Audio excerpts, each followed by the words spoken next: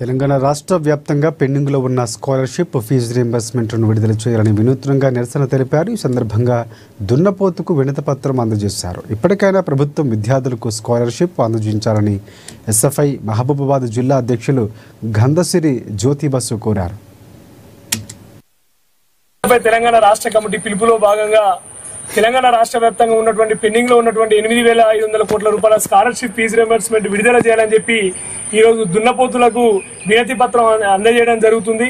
దానిలో భాగంగా తెలంగాణ రాష్ట్రంలో కాంగ్రెస్ ప్రభుత్వం అధికారంలోకి వచ్చి 2 సంవత్సరాలు గడుస్తున్నా కూడా ఇప్పటికీ తెలంగాణ రాష్ట్రంలో ఉన్నటువంటి పెండింగ్ లో ఉన్నటువంటి స్కాలర్షిప్ ఫీజు రీయింబర్స్మెంట్ విడుదల చేయకపోతే ఈ రోజు తెలంగాణ రాష్ట్ర వ్యాప్తంగా ఉన్నటువంటి ఎస్సీ, ఎస్టీ, బీసీ, మైనార్టీ విద్యార్థులు ఏ విధంగా తెలంగాణలో చదువుకోవాలని చెప్పి ఈ రోజు మేము మాట్లాడుతున్నాం, డిమాండ్ చేస్తున్నాం రాష్ట్ర ప్రభుత్వానికి. తక్షణమే తెలంగాణ రాష్ట్రంలోని ఓన్లీ స్థానిక సంస్థల ఎన్నికలైతుంది, జూబ్లీహిల్స్ ఎన్నికలైతుంది, వీటి మీద ఉన్న శ్రద్ధ ఈ రోజు తెలంగాణ రాష్ట్ర వ్యాప్తంగా చదువుతున్నటువంటి విద్యార్థులపైన స్కాలర్షిప్ల పైన ఎందుకు లేదని చెప్పి ఈ రోజు ఎస్ఎఫ్ఐ తరఫున మేము డిమాండ్ చేస్తున్నాం. తక్షణమే పెండింగ్ లో ఉన్నటువంటి స్కాలర్షిప్ ఫీజు రీయింబర్స్మెంట్ విడుదల చేయకపోతే తెలంగాణ రాష్ట్ర వ్యాప్తంగా పెద్ద ఎత్తున ఉద్యమాన్ని ఉధృతంగా చేస్తామని చెప్పి హెచ్చరిస్తూ ఈ అవకాశం ఇచ్చిన మీ అందరికీ ధన్యవాదాలు.